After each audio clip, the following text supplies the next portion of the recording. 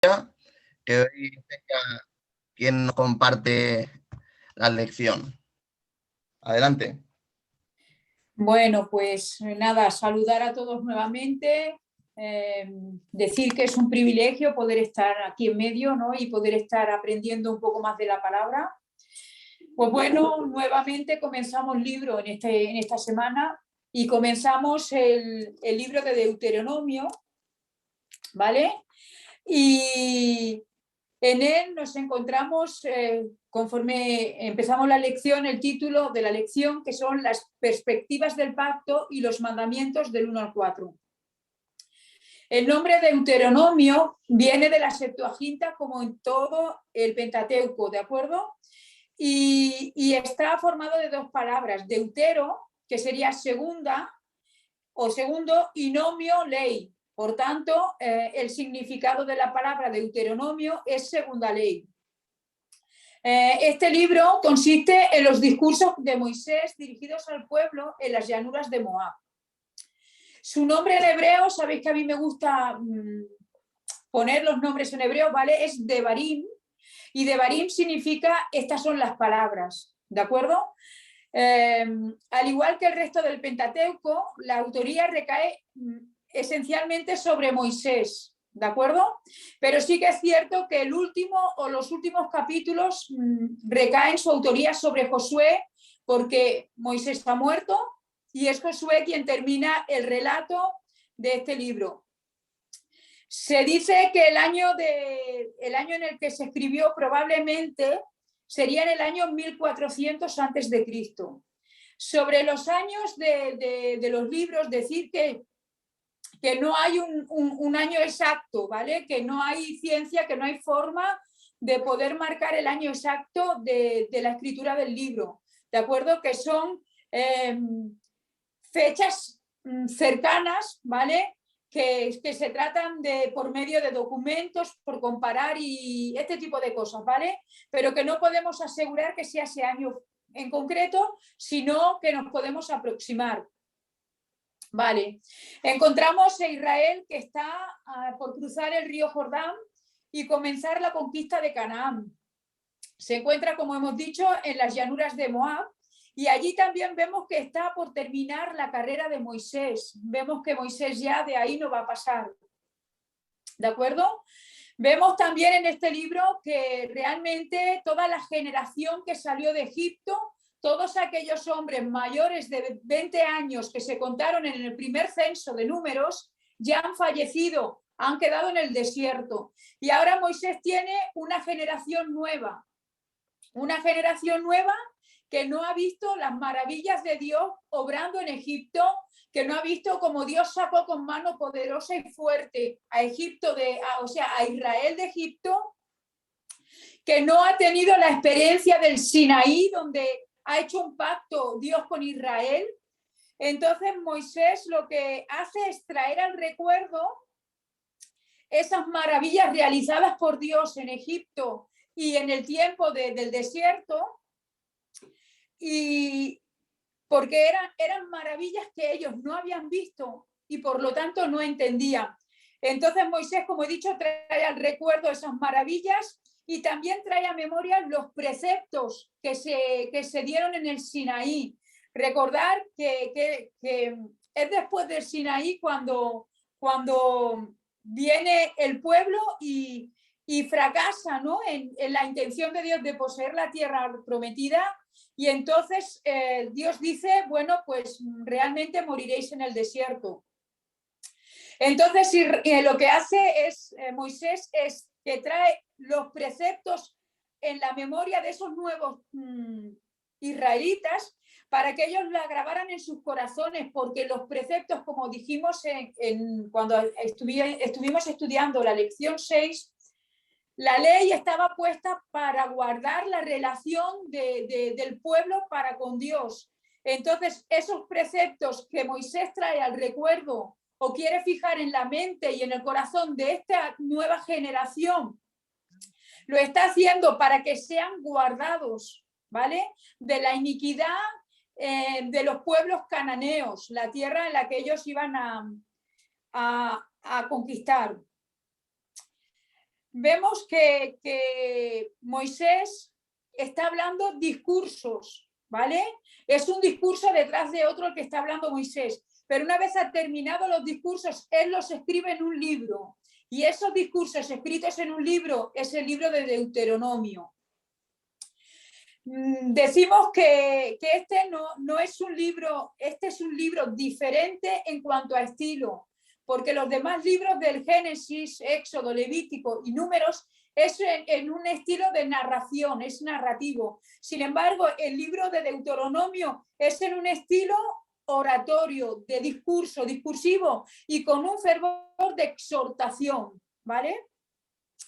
En Éxodo, cuando estuvimos estudiando el pacto del Sinaí, ya hablemos sobre el pacto del señor feudal y del vasallo. Y vemos, por ejemplo, que el libro de Deuteronomio sigue ese mismo orden. Si miramos la página 151, podemos ver pues, la forma en que se desarrollaba la estructura de ese pacto y cómo se toman los pasajes del libro de Deuteronomio que marcan las diferentes formas, ¿de acuerdo? ¿Cómo sabemos esto? Sencillamente porque se ha tomado como ejemplo un documento antiguo, ¿vale? Que es el pacto, que es un documento hitita, ¿vale? Entonces ellos los que nos han dado a entender y a conocer la forma en la que se realizaban estos pactos y la estructura que tenían. Podemos ver que el libro de Deuteronomio no es solamente una repetición de la ley, sino que se explican también los privilegios y las responsabilidades que tiene el pueblo de Israel. Explica que Israel es un pueblo escogido y que su relación es con Jehová, el único Dios y verdadero. Por eso se le marcan esos privilegios y esas responsabilidades. Dios es un Dios fiel y que guarda el pacto y la misericordia. Y ellos deben también amar y guardar ese pacto. Como hemos dicho, Israel es un pueblo escogido, pero es un pueblo escogido en virtud de ese pacto, no por ellos mismos. ¿Vale? El Señor dice de ellos que sería un reino de sacerdotes y una nación santa, que ellos heredarían las promesas de los patriarcas. Y por ser el pueblo escogido de Dios, ellos debían, era obligación de ellos reverenciar y amar a Dios sobre todas las cosas. Vemos en el libro de Deuteronomio unos propósitos, ¿vale? Y yo primero voy a daros pasos por si hay alguna pregunta, por si Abel o Dani quieren añadir alguna cosita. Os dejo unos minutos para que si hay preguntas pues la podáis hacer.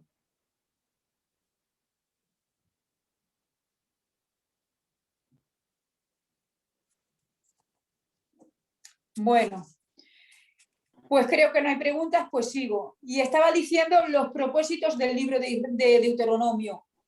Mirad, el primer propósito que nos encontramos en el libro de Deuteronomio es preparar al pueblo para la conquista de Canaán. Dios ya les había dado algunas victorias en el desierto, ¿de acuerdo? Y la presencia de Dios y el poder de Dios entre ellos era la garantía de que Dios les iba a dar la tierra prometida. Podemos ver en el libro de Deuteronomio que 34 veces repite Moisés la frase entrad y poseer la tierra, ¿vale? O sea que se establece clara la dirección de Dios, entrar y poseer la tierra. Pero vemos que 35 veces repite Moisés en este libro, Jehová os la ha entregado en vuestras manos, ¿vale? Otro de los propósitos del libro de Deuteronomio es presentar los preceptos de la ley en términos prácticos y espirituales para ser aplicados en la nueva vida que ellos iban a tener en Canaán. Recordar que Canaán era una tierra que estaba llena de idolatría y llena de costumbres que eran contrarias a la santidad de Dios. Y entonces lo que el libro persigue es presentar los preceptos de la ley con unos términos que ellos pudieran entender y que pudieran aplicar en su vida, para no irse detrás de las costumbres que tenían los otros pueblos. También era otro propósito dar a Israel las instrucciones y las advertencias para la guerra. Recordar que era Dios quien los dirigía, quien los guiaba. Los requisitos que tenían que tener los futuros reyes de Israel también se hablan aquí. También se explica la forma de cómo distinguir el falso profeta del verdadero profeta. Y también se marca las bendiciones por obedecer, pero también las consecuencias por desobedecer. Y también el último propósito que encontramos es estimular la lealtad a Jehová y a su ley. Dios buscaba un pueblo que le fuera fiel, que le fuera leal. ¿Vale? Podemos ver que los discursos de Moisés se dividen naturalmente en 3 secciones. Si captamos el énfasis de las diferentes palabras que habla Moisés en sus discursos. Y podemos encontrar la primera sección que nos hace un énfasis en recuerda. Y en esta sección se hace una revisión de las peregrinaciones de Israel por el desierto.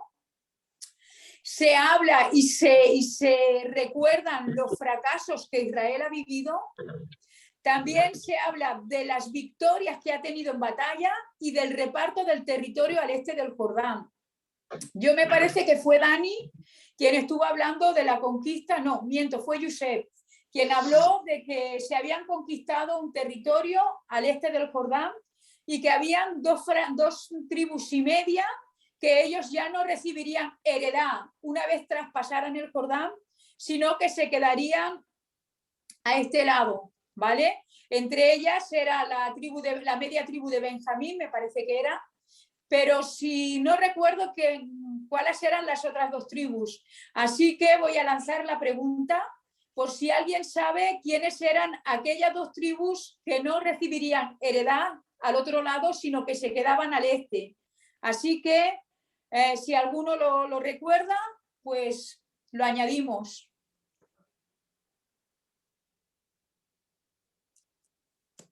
Pues nada, como no se recuerda... Una era Dan, ¿no? Una era Dan. Sí. ¿Y la otra? Digo yo. ¿Y la otra?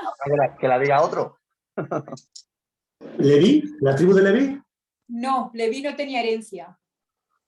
Leví no se le da herencia. Bueno, pues era otra tribu. Luego la meto en el grupo, ¿vale? Que es que ahora se me ha oído de la mente. No sé si era la tribu de Rubén, pero no estoy segura. La de Rubén puede ser. Rubén y Dan. Puede ser, pero no estoy segura. ¿Vale? Y también trae una exhortación a la obediencia. Si seguimos mirando los discursos, la siguiente palabra en la que hace un énfasis es en la palabra obedece. ¿De acuerdo?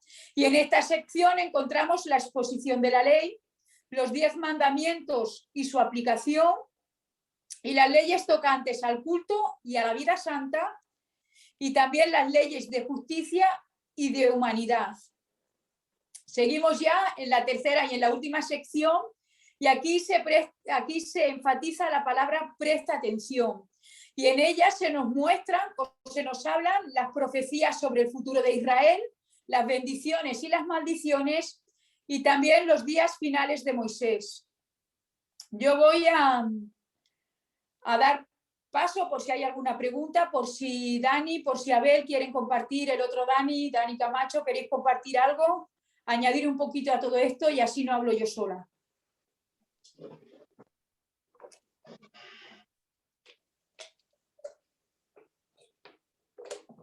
Mari, dime. No sé qué era otra media tribu, que eran 2 tribus y media, me parece. Benjamín. No, vale. La media tribu de Manasés. No es la de Benjamín, es la de Manasés. De Manasés. Es la media tribu de Manasés. Que no eran 2 tribus solo, eran 2 tribus y media. No, pero la primera tribu la he dicho al principio, Fernando. Pero bueno, me refiero que eran 2 tribus y media. Que quedaron sí, antes de cruzar el Jordán. Pero la media tribu la he nombrado yo al principio, aunque estaba equivocada, pero lo he dicho. ¿Vale? Vale. Bueno, si miramos la página 151 y 152, encontramos 10 enseñanzas revelantes de Deuteronomio en términos de una relación de pacto con Dios. Pero recordad que esas mismas enseñanzas las podemos aplicar, ¿vale?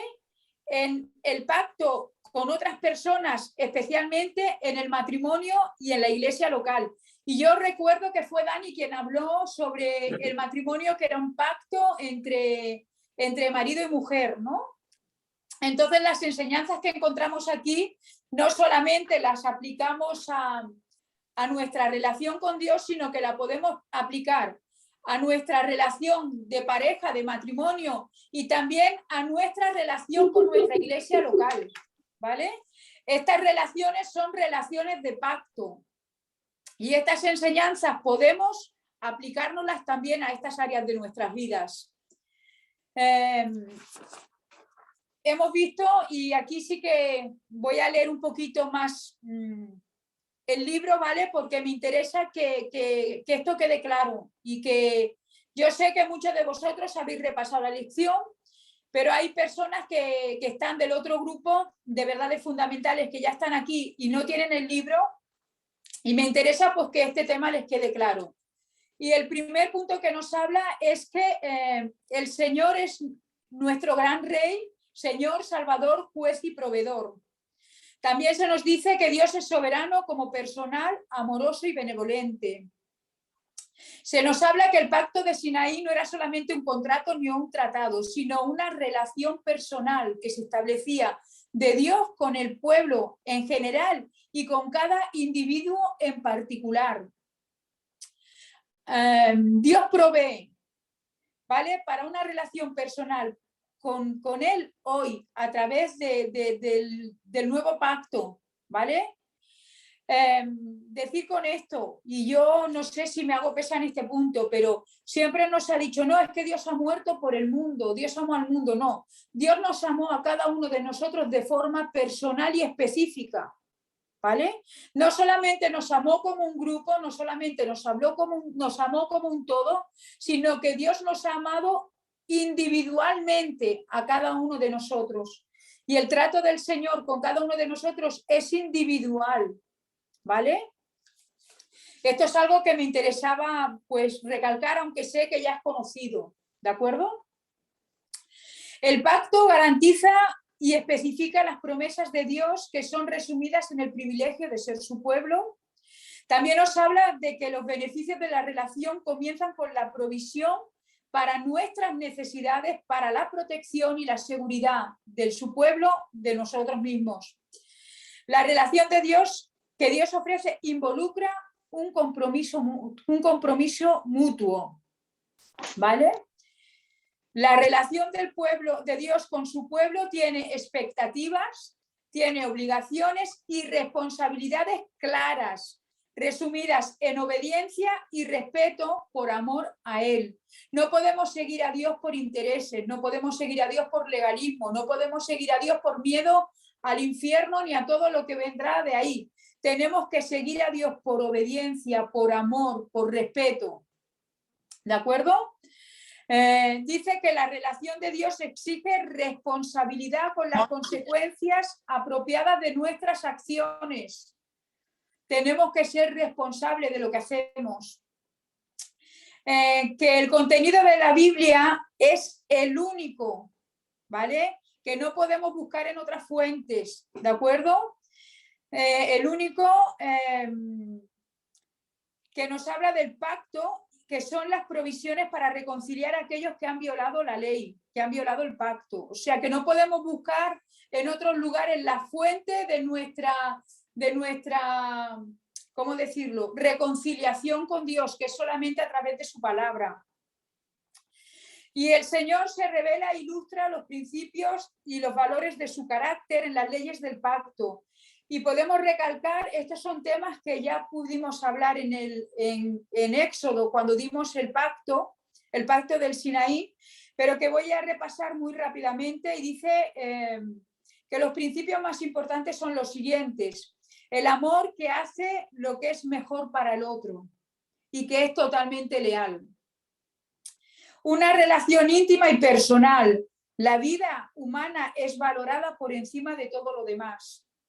El respeto por la dignidad de cada individuo y la preocupación por el vulnerable. Y esto es algo que vamos a mirar un poco más adelante porque estos puntos se van a especificar en la lección, ¿de acuerdo?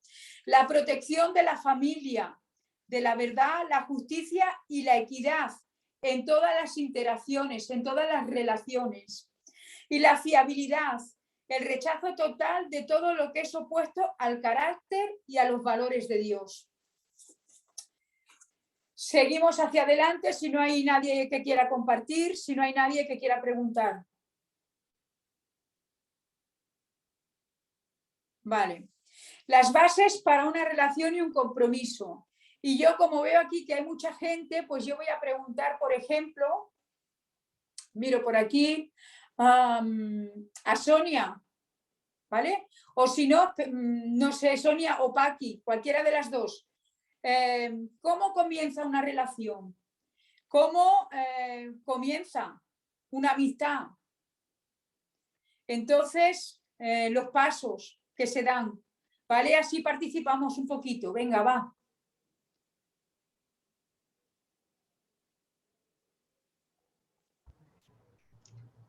No sé si será eso, pero primeramente conociéndose, ¿no? Amén. Primeramente se tiene un conocimiento superficial de la persona, después se va profundizando en ese conocimiento de uno al otro, ¿de acuerdo?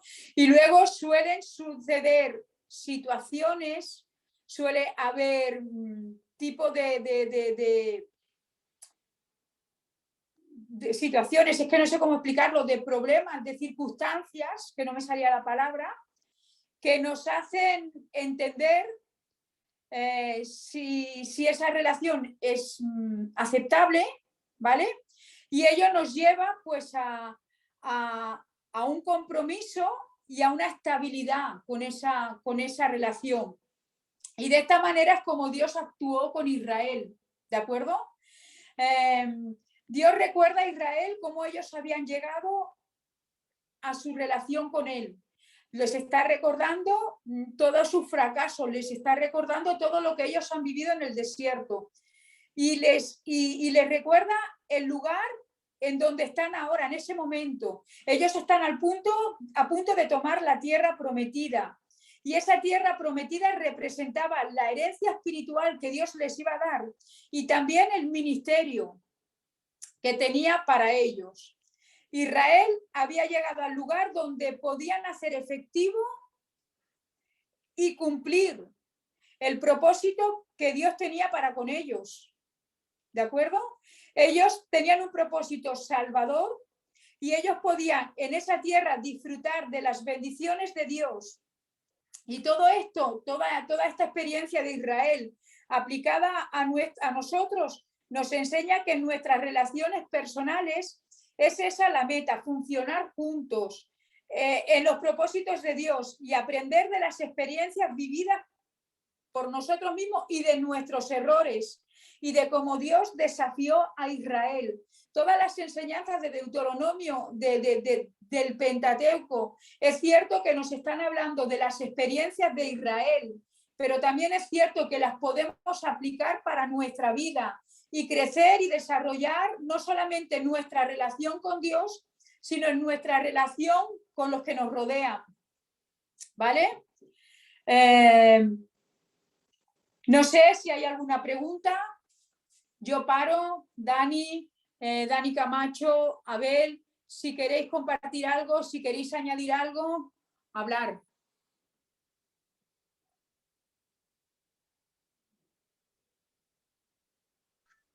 Que lo explican muy bien, Mari, lo explican muy bien. No hay nada que añadir. No, pero dejarme descansar.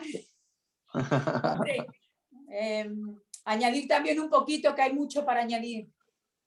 ¿Vale? Bueno, pues dale, dale. Bueno, pues sigo.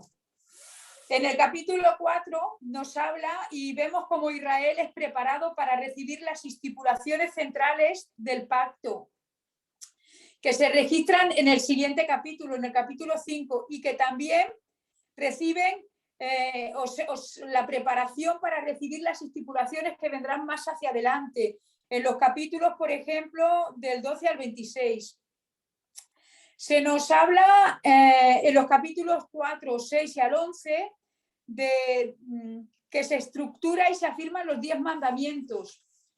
Esto lo voy a tomar muy por encima porque los 10 mandamientos los profundicemos más cuando estuvimos dando el Éxodo, ¿vale? En el pacto del Sinaí. Y sería un poco repetir lo que ya dimos allí. Ya que lo voy a pasar un poquito más por encima. Estaba diciendo que se da la estructura y se afirman los 10 mandamientos, ¿vale?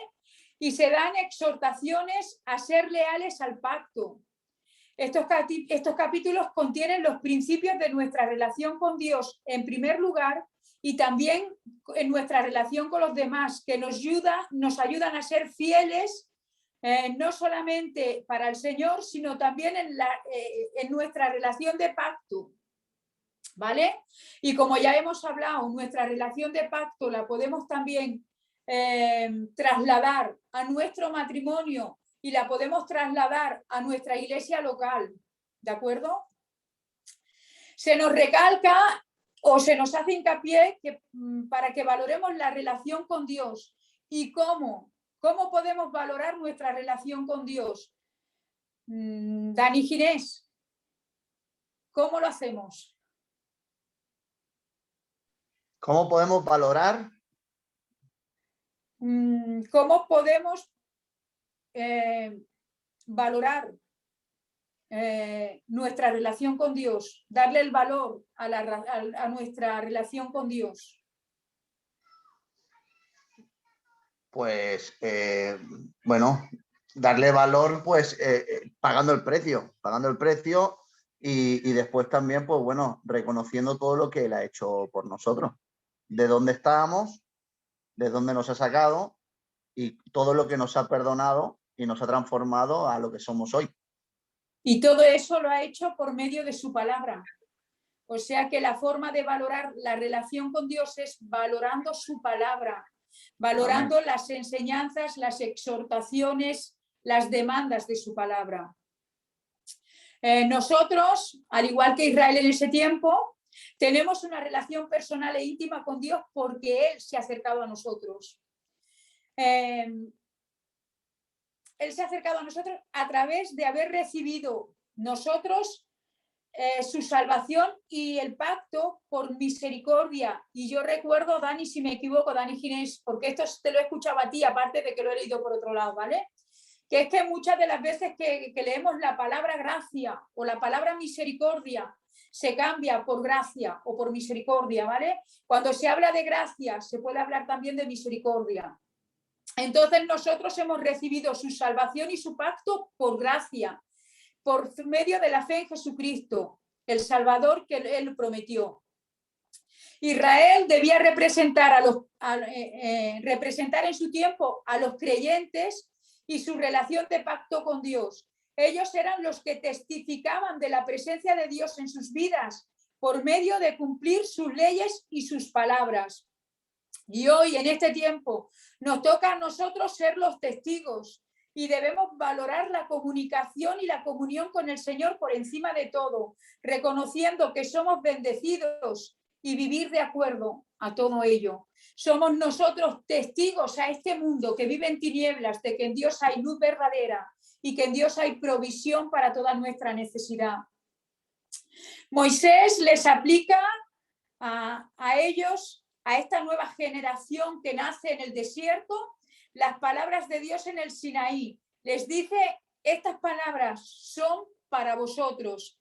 Hoy también nosotros entendemos que los principios que Dios comunicó a Israel en su contexto, los recibimos como su palabra para nosotros y por tanto deben ser aplicados en nosotros, en nuestro contexto, por medio del Espíritu Santo.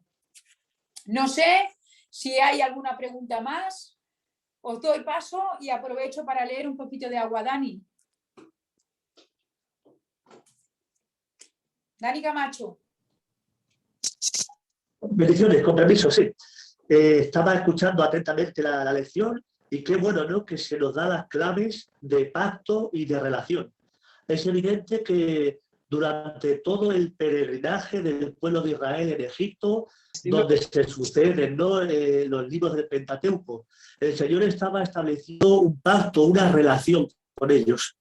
Lo que el Señor quería dejarles en claro, en su mente, es que se olvidasen del tipo de dioses que habían visto en Egipto, del tipo de Dios el cual tú le ofreces sacrificio para aplacar su ira, que se olvidasen de su mente de ese tipo de Dios impersonal que no se comunica. Desde que el Señor se le apareció a Moisés en la zarza, le habló como persona: yo soy el Dios de tus padres, el Dios de Abraham, de Isaac y de Jacob. Nunca le habló Dios a Moisés en términos de soy inalcanzable, no puedo ser, no. Dios se le mostró claramente, ¿no?, como ese Dios cercano, ese Dios todopoderoso, pero también con el cual se puede tener una relación. Y está claro, ¿no?, que el tipo de relación de Dios que tuvo con Israel es un acto sin precedentes. Es una relación como nunca se había visto en ninguna deidad pagana. Él es el Dios que tiene comunión con su pueblo, que no solamente le interesaba a Dios que memorizaran de memoria los requisitos, que memorizaran los ritos de lavamientos, sino que entendieran que detrás de todo eso hay un Dios santo, hay un Dios justo. Y como bien decía, finalizando Mari Rubia, ¿no?, que hay que contextualizar toda la ley de Moisés, toda la Torá, todo, a la relación, a la máxima revelación que nos ha sido dada, que es Jesucristo, en una relación cercana, no por temor, no por obligación, no como algunos hacen, que se flagelan y se hacen daño pensando que agradan más a Dios. Misericordia quiero y no sacrificio, le dijo Dios, ¿no?, también a Saúl, que le gustaba más el prestar atención y el obedecer que millares de sacrificios. Y simplemente resaltar eso, ¿no? Ahora que van a entrar en Canaán, en el libro de Deuteronomio, cómo el Señor les recuerda la ley y cómo fomenta los lazos de relación que Él quería con su pueblo. Dios bendiga. A ver, Dani, Ginés, ¿queréis añadir algo más? A mí me gustaría poder añadir una pequeña Venga, Jesús, que te echaba de menos ya. Sí, bueno, es que como he llegado a casa con el coche y tal, ahí estaba un poco... decir, has hablado de la gracia y de la misericordia, ¿vale? Y a mí hay algo que me hacía bien en su propio significado, ¿no? Porque lo que misericordia significa es no dar lo que merecemos. O sea, cuando merecemos un castigo, el Señor lo retiene y no nos lo da. Eso es misericordia. Pero la gracia es dar algo que no merecemos. Amén. O sea, es regalarnos incluso lo que no merecemos. O sea, que la obra de Dios aquí también con el pueblo de Israel y con su pacto, al final retiene el castigo que se merece el pueblo por medio de la misericordia, pero además le regala un pacto el cual no se merece por medio de su gracia. Y esto lo hizo en el Antiguo Testamento con Israel y también lo hizo en el Nuevo con nosotros. Y bueno, añadir solamente esta parte. Muy bien, pues sí, es así. Y luego más adelante me parece que lo recalca un poquito también la lección, ¿vale? Seguimos. Hemos dicho que en el Éxodo pudimos ver los principios que encontramos en los 10 mandamientos. Y yo hoy solamente voy a hablar unos poquitos, ¿vale? Así muy por encima. Podemos ver que el primer mandamiento nos hablaba de lealtad a Dios. Dios es el único Señor. No tener a Dios como menos de lo que Él ha revelado de sí mismo. Por ejemplo, honrarle a través de nuestros hechos, de nuestras palabras, descansar en su obra, guardar un día a la semana de descanso, expresando nuestra confianza en Dios, respetar a las autoridades que representan a Él en nuestras vidas, empezando por nuestros padres, respetar la vida humana porque está hecha a imagen de Dios, respetar el matrimonio, la familia, no violar el compromiso, guardar fidelidad. Total, respetar las pertenencias de los otros, su bienestar, la reputación de otros, valorar la justicia, hablar la verdad. Y el 10º, que sería despojarnos del egoísmo que tanto daña y tratar con nuestras actitudes y nuestros deseos del corazón. ¿Vale? Recordemos que las 10 palabras eran el fundamento del pacto que hizo Jehová con Israel. Y como ya dijimos, son la revelación del carácter, de la voluntad y el propósito divinos. Esta ley declaraba a Dios santo y uno y señalaba el camino que el hombre debe seguir para vivir en armonía con su Creador y con su prójimo. Recordemos que cuando hablemos de los 10 mandamientos, encontramos los 4 primeros mandamientos tienen relación de nosotros con Dios. Sin embargo, desde el 5º al 10º se está hablando de la relación de nosotros con el prójimo. Aunque el 5º mandamiento también podemos asimilarlo, ¿no? Porque cuando respetamos la autoridad de nuestros padres y los honramos, estamos recibiendo, por así decirlo, la autoridad de Dios, ¿no? Lo que Él ha establecido como autoridad para nuestras vidas. Entonces, como he dicho antes, no se trata solamente de nuestra relación con Dios, sino que se trata también de nuestra relación con el prójimo.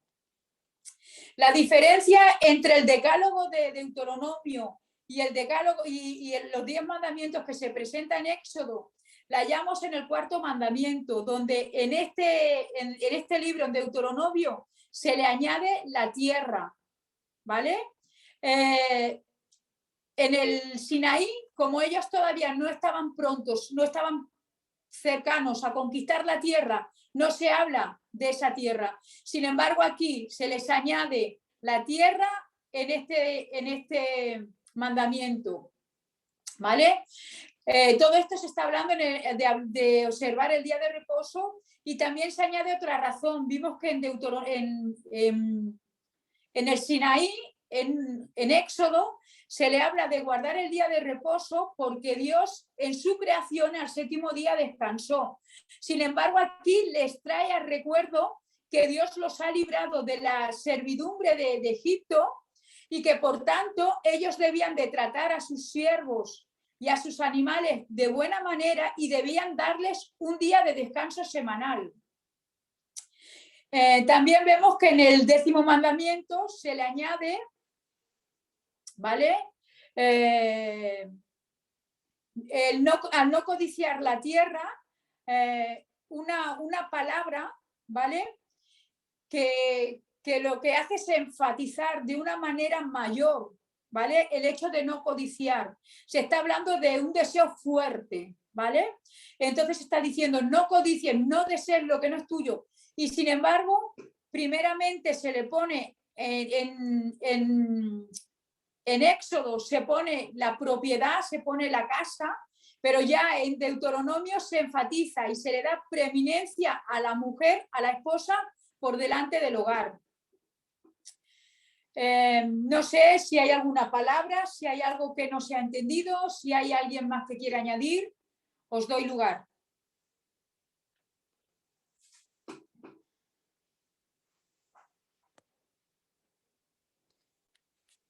Bueno, pues sigo. Nada, cuando queráis cortarme, queráis añadir, ya sabéis. Perdona, Mari, es que estaba con el niño liado. Lo siento, ahora me centro un poco. Y así, Venga. a ver si te puedo ayudar. Venga, gracias. Venga. Un compromiso basado en el amor. Es el siguiente tema. Perdón, Mari, yo sí quisiera hacer una pregunta. Dime. Hablando del día de reposo, Uh-huh. ¿qué apoyo bíblico hay para decir que se pasa el domingo? Y si hay alguna cita bíblica, porque hace poco me lo preguntaban, ¿vale? Y bueno, espera, que voy a bajar de... Lo que respondí era que, bueno, ahora se celebra el descanso, descansando en Dios, ¿no? Pero eso se hace el domingo y no es que dejemos de hacer faena ni de hacer nada, sino es descansar en su presencia, ¿vale? Y que se celebraba el domingo porque era como el día que resucitó Jesús, ¿no? O al menos esa es la explicación que me dieron a mí. Pero claro, me decían que qué apoyo bíblico tenía eso y que si había alguna cita bíblica, y me quedé un poco así como diciendo, pues la verdad que no lo sé. Bueno, yo te hablo lo que yo sé, ¿vale? Cuando se habla de que se hablan hechos, ¿de acuerdo? Se hablan hechos de que cuando la iglesia se reunía para participar de la Santa Cena lo hacían el domingo. O sea que es como, no sé, es que es una costumbre, ¿no? Que se hizo. No hay un mandamiento específico de Dios decir, oye, os reunís el domingo y el domingo participáis de la Santa Cena. No hay un mandamiento ni un texto específico que apoye el cambio de, que sepa yo. Está Dani, el otro Dani Camacho, Dani Jiménez y está Abel. Si ellos saben más, pues hacia adelante, porque yo no me lo he preguntado nunca. Yo sé que en Hechos se nos habla de que los primeros cristianos, ¿vale? Ellos celebraban el Día del Señor en domingo, ¿vale? Y eso se hizo como una costumbre, se estableció como algo normal, ¿vale? Pero yo creo que fue simplemente por eso, pues porque ellos se reunieran el domingo y era ahí cuando se participaba del pacto. No tengo ningún dato específico sobre ese tema. Lo que sí que sé es eso, que en Hechos se nos habla de este tema. Pero están Abel, Dani Camacho y Dani Ginés. Si vosotros tenéis una respuesta, adelante. Sí, y añado algo por si, antes que respondan, por si pueden añadir algo. Que le dan verdaderamente importancia al día de reposo, que es un mandamiento más, como el de no codiciar, como el de honrar, como el de, también dice, guardar el día de reposo. Y a veces como que ese lo pasamos un poco por alto, cuando realmente pues Dios le da su peso, ¿no? Ahí yo te digo una cosa, ¿vale? Y es que nuestro día de reposo siempre, porque tenemos a Cristo, y siempre, cada día es nuestro día de reposo, ¿vale? No confundamos el día de reposo de Israel con el día del Señor, ¿vale? Porque nuestro reposo está en Cristo y lo tenemos todos los días. Ahora Amén. sí, tenemos un día de dedicación para Dios, que es el domingo, que sería un día donde realmente nos reunimos como iglesia, celebramos culto, unidos participamos del pacto y estamos disfrutando de esa relación, ¿vale? Pero como día de reposo, nuestro reposo es Cristo. Y dice Pablo que todos los días de nuestra vida, que no necesitamos un día específico, todos los días de nuestra vida. Y ahora sí doy paso a Dani Ginés, a Dani Camacho y a Abel, que ellos añadan lo que tengan que añadir. A ver, yo sobre este tema hay dos vertientes, ¿vale?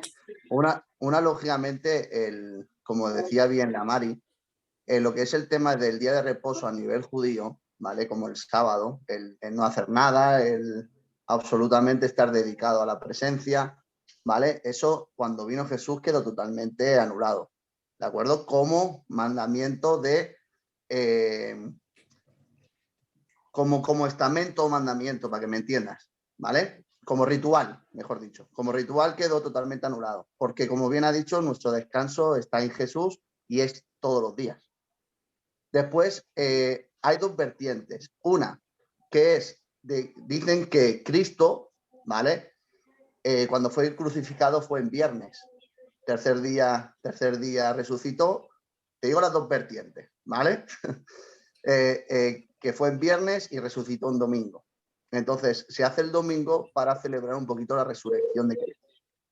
Y después está la otra vertiente, que es como a nivel calendario gregoriano, el principio del día, o sea, el principio de la semana es el lunes, y el séptimo día Dios descansó, pues toca el domingo. ¿Vale? Entonces están las dos vertientes. ¿De acuerdo? Entonces, por eso nosotros nos guiamos por el calendario gregoriano.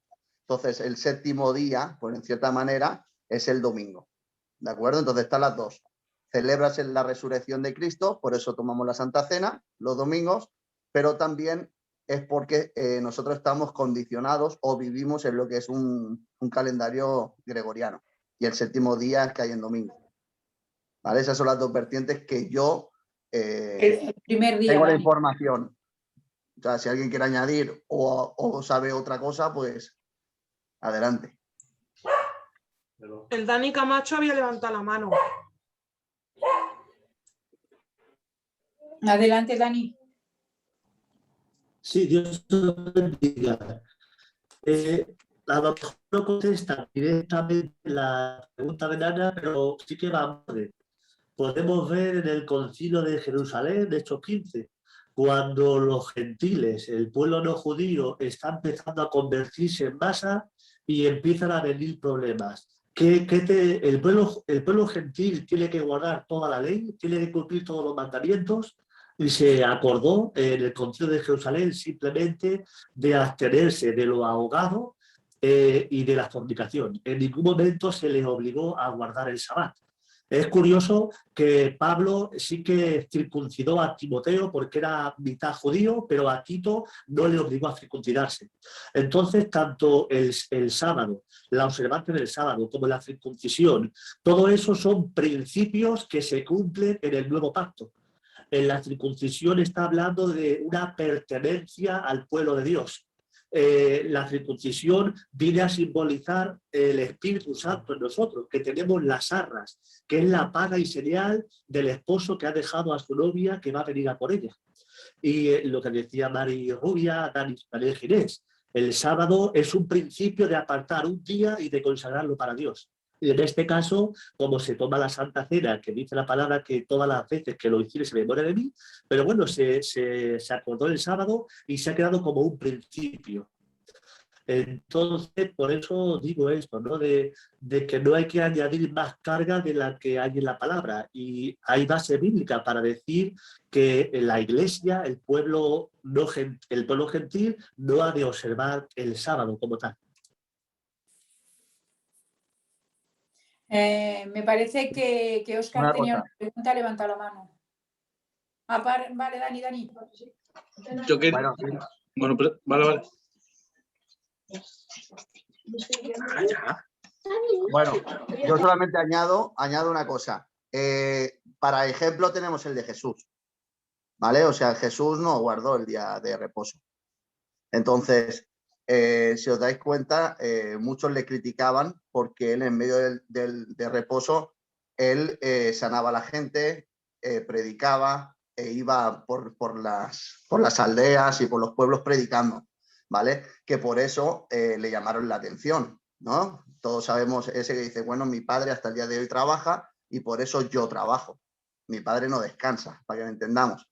Entonces, mejor ejemplo que Jesús, ahí está. Entonces, como ritual, porque nunca nos olvidemos que los mandamientos son mandamientos, ¿vale? Pero hay algunos que son, que los podemos coger y otros que son principios, ¿de acuerdo? Entonces, los que son los rituales, ¿vale? Como guardar el sábado, por decir una manera, era un ritual, pero el principio, la esencia de guardar un día para el Señor, ¿vale?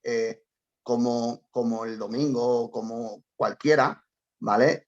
Podemos tenerlo en que nuestro descanso, nuestro reposo está en Jesús y nosotros somos imitadores de Jesús. Entonces, ¿dónde descansamos? ¿Dónde reposamos? En Cristo. Y cada día es nuestro descanso. Y cada día donde tenemos que venir es a su presencia.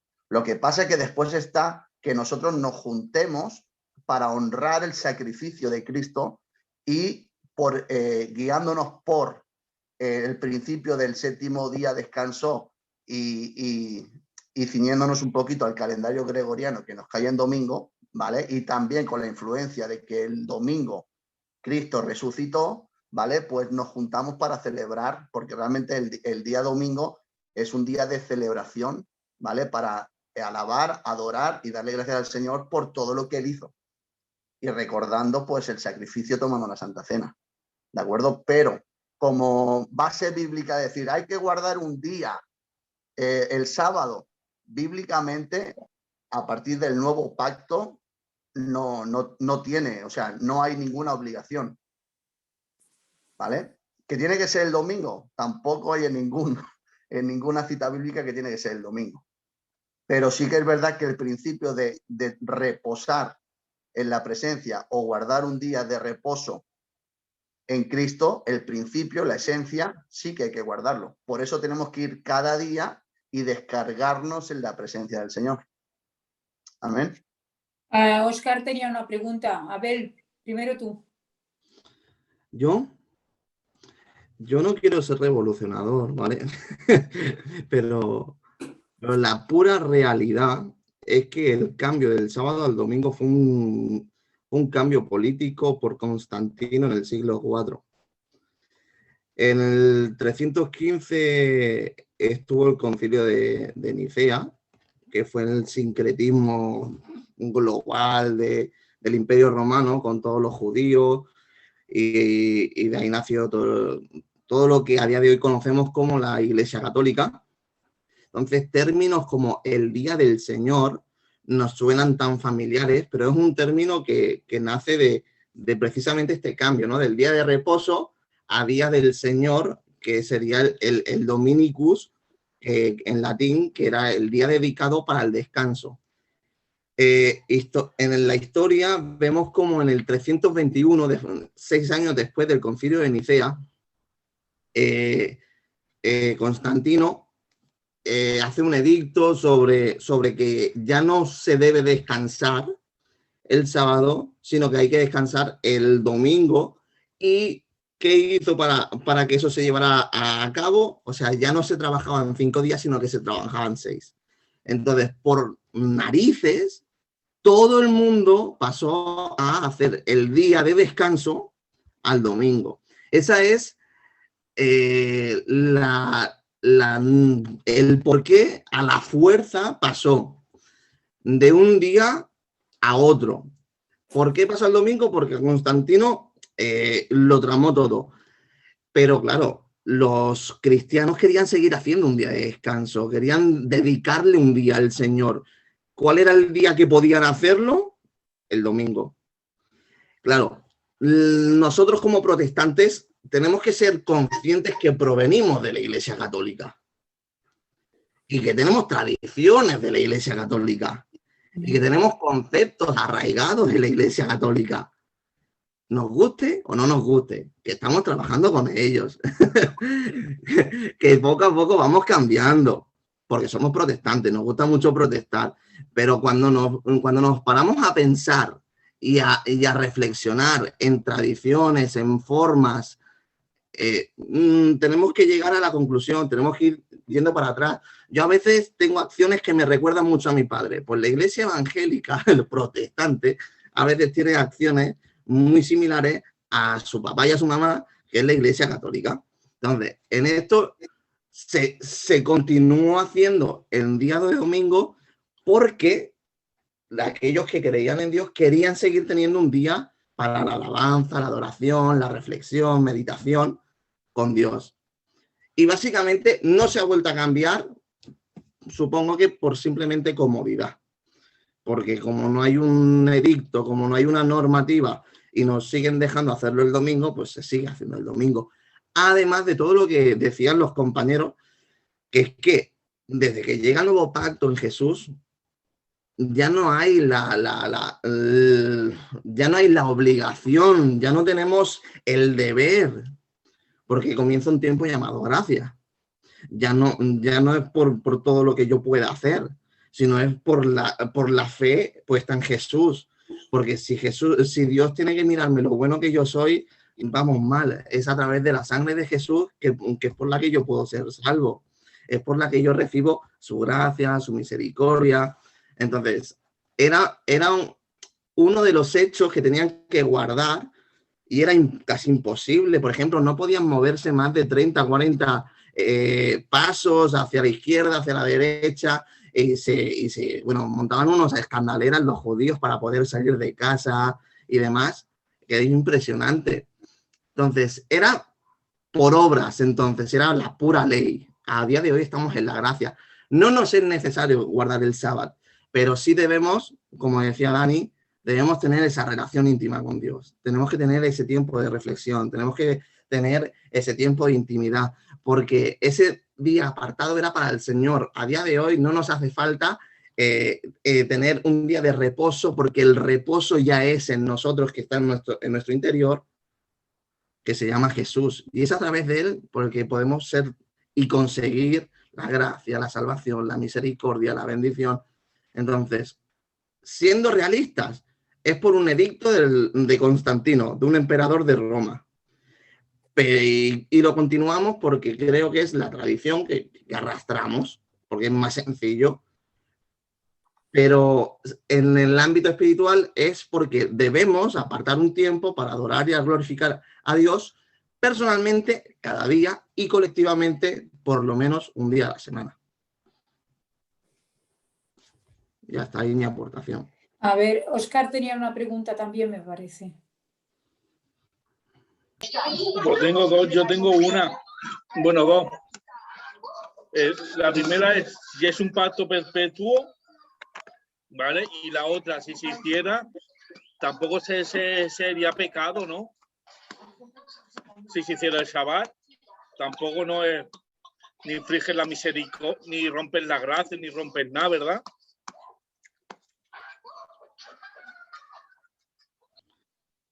Hombre, contesto un momentito. Esto es como el que debe... Es que el Shabbat era una de las normas, de las leyes que había que cumplir. Y es como el que debe algo, lo tengo que pagar para ser libre. Si alguien te perdona la deuda y se la quieres pagar, hombre, pues seguramente te la recibirá y con agrado, pero no es necesario. Todo lo que hagas para el Señor te va a ser útil, seguro, pero no te va a llevar a la salvación, porque la salvación viene a través de Jesús. A mí me gustaría poder aportar, si me permitís. Adelante, Jesús. Intentar dar luz al hermano a través de lo poquito que yo pueda aportar, ¿vale? A las preguntas que hace el hermano, yo lo que dice que es un pacto eterno, claro que es un pacto eterno, pero es un pacto dedicado a un pueblo, al pueblo de Israel. ¿De acuerdo? Hay dos tipos de pactos. Uno es hecho al pueblo de Israel y otro es hecho al mundo entero. ¿De acuerdo? El antiguo pacto, donde se entrega una ley, va definida para un pueblo, que es Israel. Y le entrega unas leyes y una forma de vivir a Israel. Y se le demanda una forma de vida a Israel, donde entre ellas está el Sabbat, incluso también abstenerse de ciertos alimentos inmundos, el tema de lo impuro y lo puro. Dios le hace una forma de vida, tanto en normas higiénicas, en normas de matrimonio, en normas de toda su forma de vida. Bien, estas normas son para santificar e intentar apartar un pueblo del mundo y Dios darse a conocer a través de este pueblo. Una vez que Cristo viene y muere por la humanidad, hay un nuevo pacto, que es el pacto de la gracia. Es un pacto donde la ley o el antiguo pacto queda obsoleto y entra un nuevo pacto que es para la iglesia, que es para nosotros, donde la relación de Dios es distinta, donde Dios quiere una relación sin obligación y sin ley. Te voy a poner un ejemplo, hermano, para que lo comprendamos. Yo, un padre, por ejemplo, que dice, vendréis todos los domingos a comer a casa, y es una costumbre, y se tiene por ley y por costumbre el ir a comer a casa del padre y juntarse la familia en ese día. Pero Dios rompió ese pacto como padre, por decir así, dejando abierto a que el hijo venga cada vez que quiera donde el padre y que venga por amor, no por una tradición, no por una ley, no por una costumbre, sino que sea algo por amor, porque ahora tenemos el Espíritu Santo que mora dentro de nosotros y ese Espíritu Santo nos hace estar con Dios en todo momento y tener una continua comunicación con el Señor, lo que antes no era posible debido a que Cristo no había todavía muerto en la cruz y por lo tanto el velo del templo no estaba rasgado. Es por esto que el Sabbat pasó a quedar obsoleto para la Iglesia por este motivo, porque una vez que Cristo muere hay un nuevo pacto donde el Espíritu Santo, cuando alguien confiesa al Señor Jesús, viene a morar donde Él y tiene una relación directa y continua porque nace desde el interior. Ya no es necesario los hechos exteriores. Por eso Jesús, cuando le dice, antes os será dicho, no matarás, o sea, lo externo, la ley prohibía hacer un hecho externo, pero dice, mas ahora os digo, es una ley interna, Dice, cualquiera que llame fatuo a su hermano, o sea, que en el interior ya desee matarlo, ya con eso es condenable. O sea, las leyes anteriores eran exteriores y con ritos exteriores, pero las leyes de la gracia es una ley de amor y de interno, de dentro hacia afuera. Por eso también otro pequeño ejemplo, y con esto termino, cuando los fariseos le dicen, tus discípulos no se lavan las manos al comer, Jesús le dice, porque era una tradición también, una costumbre del lavamiento de manos, y Jesús le dice, no. El corazón, lo que hay que estar limpio, lo que habla la boca es lo que tiene que estar limpio. O sea, Jesús le estaba dando a entender que la nueva ley o el nuevo pacto no dependía de lo exterior y de las leyes que se hacían exteriores, sino las interiores en el corazón y en el alma, que por medio del Espíritu Santo podemos sentir. Espero con esto haber enriquecido un poquito al hermano. Dani Camacho, has levantado la mano.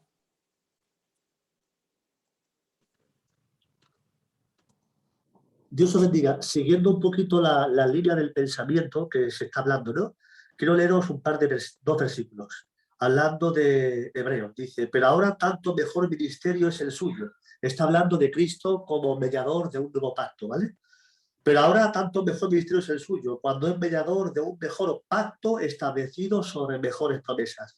Porque si aquel primero hubiera sido sin defecto, ciertamente no se hubiera procurado lugar para el segundo. Está claro que, como dice la palabra de Dios, el libro de Hebreos, que la ley, los sacrificios, todo era sombra de lo que había de venir. Por eso Cristo dijo que Él no venía a abrogar la ley, sino a cumplirla. En Cristo cumplimos la ley. Cuando aceptamos a Jesucristo como Señor y Salvador, como ese Cordero sin defecto para propiciación de nuestros pecados, estamos cumpliendo la ley y Dios nos ve aceptos por medio de su Hijo. Entonces, las personas que a veces dicen inconscientemente, pero yo tengo que guardar el sábado, pero yo tengo que guardar ciertas normas, digamos que inconscientemente es un pequeño menosprecio a la obra que Dios ha establecido. Si imaginaros que a mí me viene, por mencionar alguno, Abel a mi casa a hablar, y yo empiezo a hablar con la sombra de Abel. Y, hombre, Abel, ¿cómo estás? Y dejo a Abel solo y yo empiezo a hablar con su sombra. Abel diría, oye, que estoy aquí, ¿por qué hablas con mi reflejo si me tienes a mí? Las personas que quieren ser salvas o que quieren agradar a Dios a través de los símbolos de las sombras, están despreciando a la esencia que es Cristo Jesús. Entonces, teniendo la seguridad que en Cristo Jesús somos salvos, somos afectos, que el Espíritu Santo hace morada en nosotros, no necesitamos de ningún ritual más del antiguo pacto. Sí que tenemos que guardar la ley moral, por supuestísimo, es el mismo Dios, pero las fiestas judías, el Sabbat, la circuncisión, algunos creen que porque hablan en hebreo están más cerca de Dios. No hay otro camino, no hay otro nombre bajo el cielo en el que podamos ser salvos. Por eso tenemos certeza, seguridad de salvación, confianza, acercados confiadamente al trono de la gracia. ¿Por medio de qué? ¿De guardar los ritos? No. ¿Por nuestro esfuerzo legalista? No. Por la fe en nuestro Señor Jesucristo. Dios os bendiga. Bueno, yo he visto una pregunta en el chat, ¿vale? Alguien preguntaba y decía que si Dios murió el viernes, el tercer día sería el lunes. Y no es así, porque recordemos que las Escrituras es un libro escrito con una mentalidad oriental, ¿vale? Y el pueblo judío, ellos tienen ahora no recuerdo cómo es esta figura del lenguaje, que se llama el todo la parte por el todo, me parece. Y ellos contaban los días, aunque solamente fuera una parte del día, ellos lo contaban como día completo.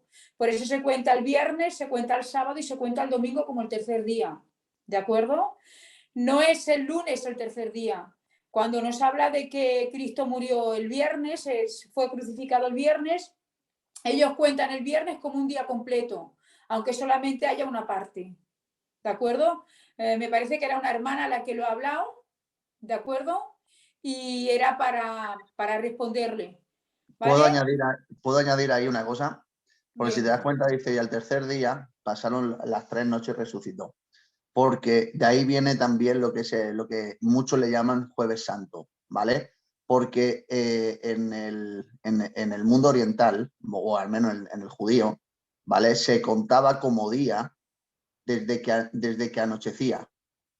Entonces, cuando anochecía, ¿vale? Ya empezaba el siguiente día, ¿vale? Entonces, en el momento que anochecía ya empezaba el siguiente día. Entonces, si empezó, para que me entendáis, el jueves por la noche, para ellos ya era viernes, pero pasaba una noche. Por eso fueron 3 días y 3 noches, ¿de acuerdo? Entonces, para que entendamos de que habían 3 noches, sí, claro, pero bajo su calendario fueron 3 días y 3 noches lo que estuvo Jesús, y entonces al tercer día resucitó, ¿vale?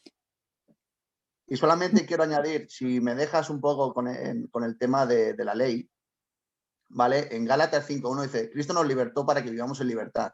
Por lo tanto, manténganse firmes y no se sometan nuevamente al yugo de la esclavitud, ¿vale? Esto nos está hablando de que en el tiempo de los Gálatas había venido mucho judío, ¿vale? Mucho judío a esta iglesia y querían poner sus normas como judíos. Entonces ahí es donde tuvo que ponerse Pablo duro, diciendo de que si Cristo nos ha hecho libres, ¿por qué volver otra vez al yugo de la esclavitud? ¿De acuerdo? Porque entonces a partir de aquí, si volvemos al yugo de la esclavitud, ¿vale? De la circuncisión, de la obligación a practicar toda la ley, entonces tenemos que, esto lo hablaba yo con una persona en la iglesia, una cosa es que a ti te haga ilusión, si quieres pues, guardar un Sabbat o celebrar el Yom Kippur o celebrar algunas fiestas.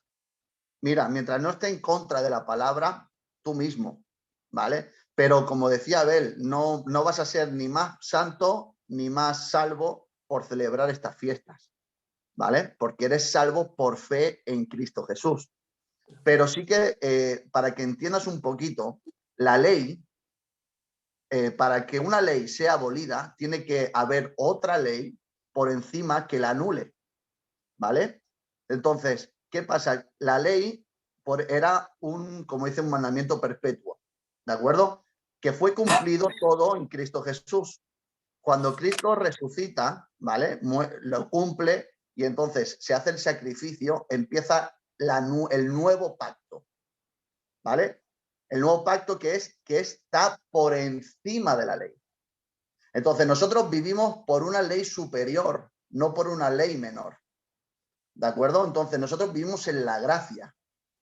Hay personas que quieren seguir viviendo en la ley, perfecto, pero ¿qué pasa? Si viven en la ley, tienen que ser consecuentes con lo que ellos quieren vivir. Y aquí es donde, si empezamos a leer, dice, de nuevo declaro que todo el que se hace circuncidar está obligado a practicar toda la ley. Si las personas les quiere gustar o les gusta seguir cumpliendo la ley, ellos mismos, pero entonces están, como decía Daniel Camacho, se puede decir que están como menospreciando un poco el sacrificio de Cristo, porque Cristo vino a hacernos totalmente libres y quitarnos de todas las obligaciones, porque vino a poner una ley superior, ¿vale? Porque por la ley todos estamos condenados, porque nadie la va a cumplir, ¿vale? Porque nadie la va a cumplir. Entonces, si la ley, quieres vivir en la ley, perfecto, pero entonces el sacrificio de Cristo, ¿dónde lo pones? Entonces, vive en una libertad completa. Que a ti te gusta celebrar una fiesta, lo veo perfecto. Que a ti te gusta guardar un Sabbat, pues tú mismo. Mientras no vayas en contra de la palabra, tú mismo. Pero sí quiero decir que no vas a ser ni más ni menos que el que no lo cumple. No vas a ser ni más puro, ni más santo, ni más salvo por hacerlo. Porque el que no lo guarda, igualmente va a ser igual de puro, igual de santo, igual que de salvo que tú, manteniendo una santidad. Ya entendemos todo esto. ¿De acuerdo? Entonces, hay personas que parece que por no guardar las fiestas, por no guardar quizás algunas tradiciones judías, como decía nuestro hermano Jesús, hay cosas que son solamente para el pueblo de Israel, pero aún para el pueblo de Israel, aquellos que creen en el Mesías, que creen en Cristo, ya también son libres de esa ley, porque Cristo está por encima de todo el viejo o antiguo pacto. ¿De acuerdo? Entonces, bueno, esto es lo que quería decir. Un abrazo. Bueno, si no hay más que añadir, termino la primera parte de la lección y damos por terminado el estudio porque son las 9 menos cuarto, ¿vale? O sea que si no hay más nada para añadir, termino esta parte de la lección. Yo sí, hasta las 9, Mari, un cuarto de hora. Pues por eso me queda un trocico todavía. Pues vamos a acabarlo, ¿no? Sí, pero es que me queda más de media lección. No la terminamos Bueno, en un cuarto de hora. Él quería hacer otra pregunta, ha puesto ahí en el chat. No sé si No, lo he leído hablaba bien o no. Ahí estaba hablando del tema de si era un mandamiento perpetuo. Entonces, esas eran las dos preguntas. Seguimos, ¿vale? Y tocamos el tema de un compromiso basado en el amor. Y es que realmente Dios nunca ha querido que el pueblo le sirva por obligación. Dios siempre ha buscado que el pueblo le sirva por amor y que obedezca su palabra no solo para que al pueblo le vaya bien, sino para que Dios pueda cumplir el propósito de que Dios tiene con ellos. Y en este caso en Israel, al entrar en la tierra prometida. Cerramos los micros, ¿vale? El vídeo está detenido. ¿Por qué está detenido? Cerramos los micros, que si no, no me oigo. Bueno, pues esto, ¿no? Volvemos en el capítulo 6 al Shema, ¿vale? En Deuteronomio 6:4. Y yo hubiera querido que alguien lo leyera, pero el Shema dice, oye Israel, Jehová tu Dios, Jehová uno es. Oh, ¿vale? Shema Israel. Entonces, especificar un poco que cuando habla la frase que dice Jehová tu Dios uno es, lo que está resaltando es la singularidad de Dios, el Dios único y verdadero. En ningún momento está cerrando la puerta a la Trinidad ni está negando la posibilidad de que en la persona de Dios, o sea, en la esencia de Dios, en el ser de Dios, existan tres personas diferentes. Como hemos dicho varias veces en esta lección, Israel, o sea, Moisés está enseñando nuevamente la ley a una nueva generación que no ha vivido las experiencias del Sinaí, que no han vivido las relaciones, el pacto que se estableció con Dios en Sinaí, y les está recordando en esto la exclusividad de servir a Dios, al único Dios. Israel no podía tener otros dioses. Ellos iban a entrar a una tierra nueva, ellos iban a conquistar, a poseer una tierra nueva donde había cantidad, multitud de dioses, y ellos tenían que servir al único y verdadero Dios. Lo que estoy diciendo, ¿no? Él está reforzando esto en la mente y en el corazón de esta nueva generación. Dios se ha revelado a sí mismo y ha establecido con ellos una relación de pacto, y solo a Él le deben lealtad y devoción total. No podía el pueblo de Israel mirar a otro Dios, ni para servirlo, ni para ninguna otra cosa. Esto es lo que nos declara el Shema, el Deuteronomio 6:4. Ellos debían amar al Señor con todo su corazón, de toda su alma y con todas sus fuerzas. Y vemos en el Nuevo Testamento, en Mateo 22, del 37 al 40, como Jesús cita este mismo mandamiento, citándolo como el primero y el más grande de los mandamientos. Pero también vemos que después él cita el verso de Levítico 19:18, que dice, amarás a tu prójimo como a ti mismo. De esta manera Jesús está presentando el corazón de la ley y está resumiendo de la forma más perfecta la verdadera religión. Amar a Dios sobre todas las cosas y amar a tu prójimo como a ti mismo. Israel debía recordar y autodisciplinarse a sí mismo para permanecer consciente de las palabras de Dios, viviéndolas y compartiéndolas con las futuras generaciones. Esto ya estamos hablando de las leyes que se están especificando. Para ello se les muestra, se les enseña o se les da diferentes formas de hacerlo. Se les dice, escribe las palabras, ponlas en los dinteles de la puerta, póntelas en tu brazo, póntelas en tu frente, con el propósito, ¿vale? De no olvidarlas, porque al recordar estas palabras ellos recordarían la prohibición de mirar a otros dioses, de mirar las costumbres que se estaban viviendo en esa tierra que ellos entraban a poseer. Vamos, la base de la posición de Israel, y no sé si hay alguna pregunta aquí. Voy rápida porque el tiempo pasa y son cerca de las 9 y quedará la segunda parte, que es más cortita, pero la dejaremos para la próxima semana. Perdona, Mari. Dime. También se ponían un cordón azul, ¿verdad? Para recordar los mandamientos y la ley. Ellos también. Se ponían muchas cosas, tenían que poner flecos en su vestido y meduras, tenían que ponerse una cajita en la frente entre ojo y ojo, tenían que ponerse unas piezas, eran formas de que ellos recordaran la ley. De hecho, en la próxima, porque ya en esta no me daba el tiempo, las celebraciones de las fiestas judías también eran con el propósito de recordar lo que Dios había hecho y las leyes que Dios había puesto, ¿vale? Era una forma en la que Dios les marcaba para que ellos no olvidaran los preceptos y los mandamientos de Dios. ¿De acuerdo? Vemos que en el capítulo 9, Israel es exhortada a humillarse después de que se le han recordado todos sus fracasos en el desierto. Ellos deben de humillarse y además deben de entender que Dios le daría la tierra prometida no porque ellos hayan sido fieles al pacto, no porque ellos sean justos o porque ellos sean buenos, sino sencillamente porque Él se lo prometió a sus padres, ¿vale?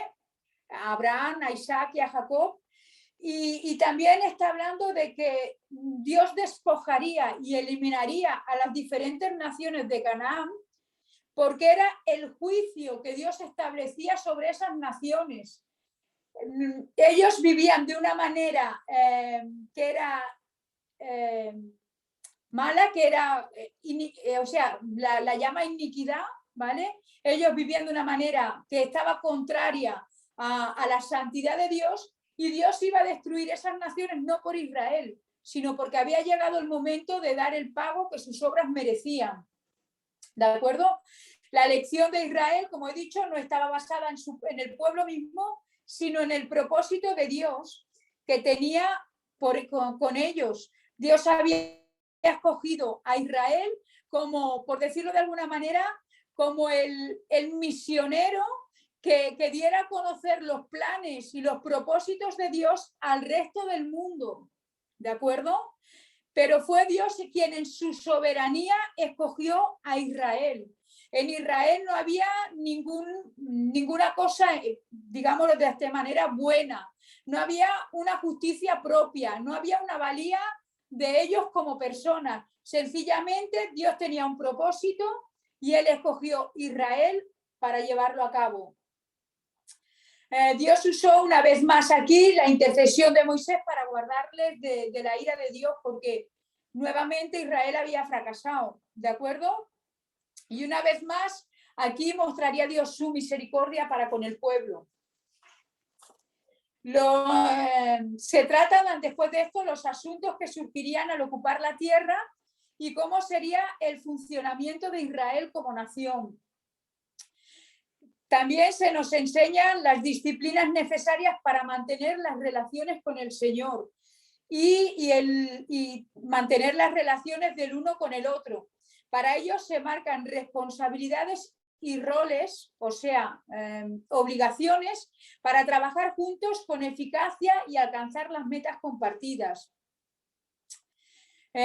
También se muestran en este tiempo actitudes y acciones que ellos deberían de evitar, y se anima a vivir en armonía y con respeto. Al fin y al cabo, todo lo que hacemos, todo lo que ellos hicieron o harían y todo lo que nosotros hacemos se refleja en nuestra relación con Dios y en su reputación. Aquí volver a recalcar, somos lo que nosotros hacemos, de la manera que nosotros mostramos a Dios en nuestras vidas, va a ser el Dios que los que nos rodean conozcan. ¿vale? Y aquí lo que se establece en esta porción de los mandamientos es inculcar a Israel la necesidad de vivir una vida de santidad, una vida de respeto y una vida de apartarse de la iniquidad de las otras naciones. A ver, yo creo que hasta aquí sería la lección, la primera parte de la lección. Ahora entraríamos a la lección número 2 y yo creo que no nos da tiempo, ¿vale? Entonces, si Abel, si Dani Ginés, si Dani Camacho tenéis algo que añadir, pues adelante. Y si no, pues daremos por aquí, hasta aquí la lección y dejaríamos para la próxima semana lo que viene, que es muy corto, realmente son 2 hojas y media, pero se nos alargaría un poco. Bueno, yo quería, hablando sobre el tema de las borlas, ¿vale? Que eran los bordes que se ponían en el manto sacerdotal, ¿vale? Refiriéndose para recordar los 637, los 613, perdón. Me venía a recordar, ¿te acuerdas cuando la mujer del flujo de sangre decía, si tan solo tocara el borde de su manto? Esta mujer lo que se estaba refiriendo era a esas bordas. Y lo que tocó del borde de sus mantos, o sea, del borde del manto, era estas borlas, que se le llaman, ¿vale? Y aquí podemos ver del poder que tiene la palabra, porque estos 613, ¿vale? Representa lo que es la palabra, el evangelio, ¿verdad? Y entonces, esta mujer fue sana gracias a la fe que tenía en que lo que tocó es agarrándose a la palabra, ¿no? Entonces, nada, era un toquecito, añadir algo, porque la verdad que con el tema de las borlas, los 613 mandamientos y todo esto, todo tenía un significado y podemos verlo todo entendiendo un poquito la cultura judía, la Biblia, ¿vale? Se nos abre enormemente. Entonces, nada, quería añadir eso, de que en la palabra hay poder y podemos verlo de que las bordas tenían, me parece que medían unos 5 o 8 centímetros, ¿vale? Recordando, bordado, ¿vale? Bordado, y se ponían ahí para poder recordar los 613 mandamientos. Entonces, cuando tocó el manto de Jesús, dice, ¿quién me ha tocado? ¿No? Porque ha salido poder de mí. Y ahí podemos ver de que Cristo, que es el verbo encarnado, Cristo es la palabra de Dios encarnada, dice, salió poder de mí. Alguien me ha tocado, ¿no? Entonces, confiemos en la palabra, afirmémonos en la palabra y toquemos la palabra, vivámosla, porque en ella hay poder. Amén. Ya está, era simplemente eso que quería añadir.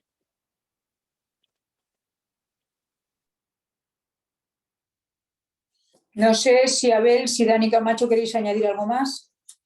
Y si no, a ver, es una parte muy pequeñita la que queda, pero nos alargaríamos unos 15, 17 minutos y yo creo que ya ha sido suficiente por hoy. Hombre, si son 15 minutos, yo no tengo problema, a no ser la demás gente que haga, porque estar una hora, la semana que viene 1 hora y media, para 15 minutos, no sé cómo la gente vea, lo que la mayoría diga, pero yo por mí yo tiraría. A ver qué dice Abel. Si van a ser 15 minutos, vamos a darle y así ya la semana que viene comenzamos y terminamos una lección más. Vale, pues voy a intentar ir lo más rápido posible, ¿vale? Y entramos en la parte que dice aplicando los mandamientos del 1 al 4. Se aplican en los cuatro mandamientos a temas importantes y a situaciones del momento. Por ejemplo, el primer mandamiento, ¿vale? Se nos habla buscar al Señor, ¿vale? En primer lugar, se da la importancia al lugar que Dios ha determinado para buscarle. También se habla de no servir a otros dioses, de la exclusividad de servir a Dios. Y se enseña dónde ofrecer el sacrificio para Dios, y en ello podemos ver, se habla y se da a conocer sobre el perdón sobre el don de una relación con el Señor y a experimentar su presencia. Y se enfatiza el hecho de que esto solo se puede hacer de la manera que Dios ha establecido, no como a nosotros nos parezca bien, no como Israel quiera. Dios ha establecido unas formas para buscarle, Dios ha puesto las normas y tenemos que hacerlo como Él quiera. Y también se le dice a Israel que debe honrar la sangre, porque la sangre es lo que se ofrecía en el sacrificio, es lo que se usaba para tapar el pecado, ¿vale? Y por tanto se le prohíbe, no se le permite comerla. El segundo mandamiento es evitar y eliminar la idolatría entre los israelitas y al servir al Señor en la forma que Él ha mostrado. Ellos, cuando tomaran la tierra prometida, no debían servir a los dioses de aquellas naciones, ni repetir las abominaciones que ellos hacían porque eran contrarias a la santidad de Dios. Ellos no podían añadir ni quitar a la palabra que Dios había hablado. Y tampoco podían seguir a nadie que los intentara desviar del camino de la palabra que Dios había hablado. Fuera profeta, fuera rey, fuera sacerdote, fuera alguien reconocido entre el pueblo.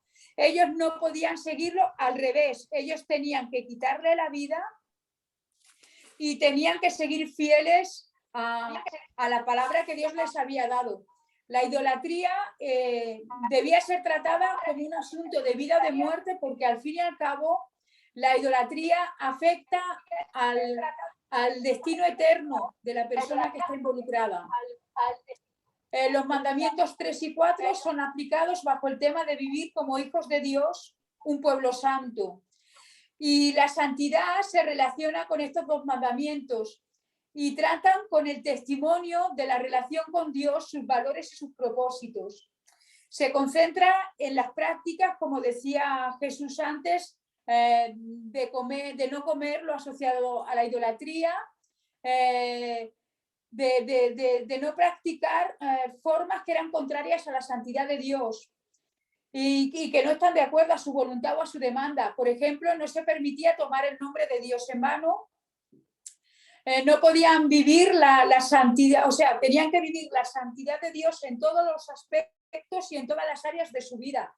También se les prohíbe autolesionarse por causa de un difunto, por causa de un luto, comer lo que es impuro, incluso se le prohíbe el tatuaje porque en aquel tiempo era una forma de mostrar el duelo, y también prácticas como la de cocer al cabrito en la leche de su madre, porque era una práctica que se efectuaba en ritos paganos, ¿vale? De aquellos pueblos. Ellos debían ser conscientes que el pacto que Dios les había hecho proveía esperanza más allá de la vida, y como pueblo de Dios debían ser conscientes que tanto sus palabras como sus acciones eran percibidas por personas que no conocían a Dios. Lo que yo he dicho antes, nuestra forma de vida, de la manera que nosotros presentamos a Dios ante el mundo, es de la forma que ellos van a conocer al mundo. Por eso Dios establece un código de leyes que lo que está haciendo es marcar diferencia en Israel sobre todos los otros pueblos. Los otros pueblos, al mirar a Israel, tenían que ver algo diferente y tenían que reconocer que era Dios en medio de su pueblo quien mostraba y quien marcaba esa diferencia. Y yo creo que eso es algo que en nosotros es válido hoy en día.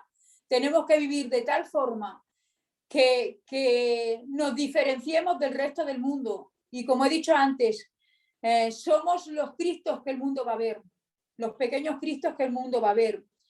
Ellos debían ser conscientes, como he dicho, de que se le prohibía de esto, ¿no? De que ellos eran la imagen de Dios que iban a dar al mundo. Se les prohibía comer ciertas cosas, pero también tenían que expresar reverencia y aprecio gozoso comiendo de los diezmos. O sea que se les prohíben, pero se establecen fiestas, se establecen ritos, que es lo que decía antes Dani, se establecen ritos para poder reconocer a Dios en medio de ellos, ¿no? Se le establece, por ejemplo, el hecho de que ellos tenían que traer sus ofrendas y ellos tenían que comerlas en la presencia del Señor. Se les habla también de que tenían que poner atención en los necesitados. Hemos dicho al principio que tenían que proveer, ¿no? Tenían que poner su mirada en los necesitados, en los que no se podían valer por sí mismos. Y se establece que el diezmo de cada tercer año iba a ser dedicado para suplir la necesidad del pobre, y también se establece el diezmo como principio para suplir a los levitas y a los sacerdotes, ¿vale? Los principios de los cuartos mandamientos enseñan la preocupación por el bienestar financiero de los demás. Habla de pagar las deudas, o sea, de perdonar las deudas en el 7º año. También se habla de que no se trabajaría el 7º año la tierra, ni se sembraría ni se cosecharía, para que pudieran mantenerse los pobres, las viudas, los huérfanos. Y se habla, ¿no?, de que Israel, en su fidelidad, ellos iban a ser bendecidos, pero nunca iban a faltar en Israel el pobre, ¿vale? Nunca iban a faltar los pobres. Entonces ellos tenían que tener su mira en suplir y en proveer para el pobre. Y en esto vemos la situación de vida, ¿no?, del ya, pero todavía no. O como dice el Dani, sí, pero todavía no. ¿Vale? Ellos entraban a vivir en la tierra prometida. Dios les había prometido abundancia, pero aún así iban a estar teniendo pobres en el pueblo que ellos tenían que estar manteniendo.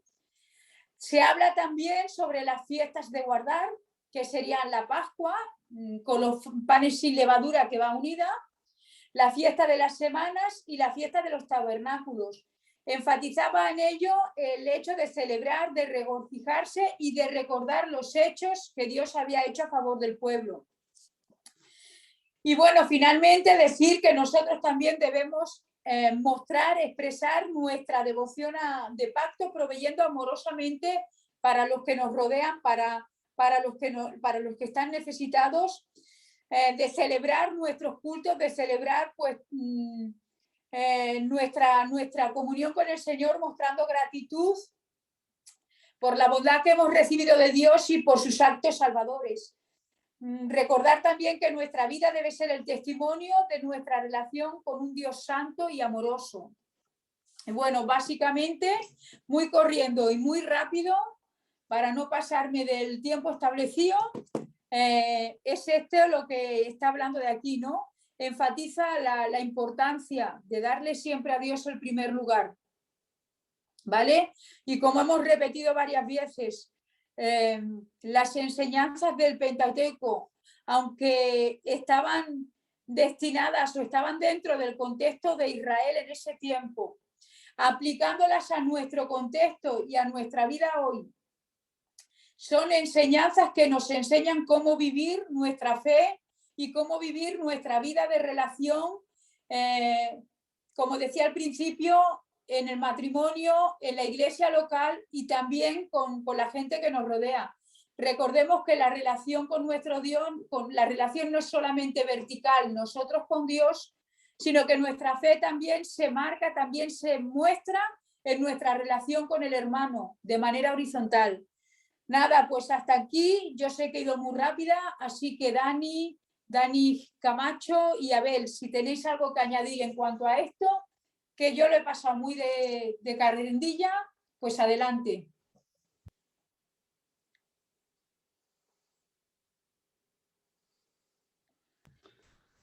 Bueno, pues nada, hasta aquí la lección. Yo no sé si os he dado la tarde, pero bueno, volveros a recordar y a animar a hacer los exámenes, son necesarios, ¿vale? No solamente los autoexámenes que nos corregimos a nosotros mismos.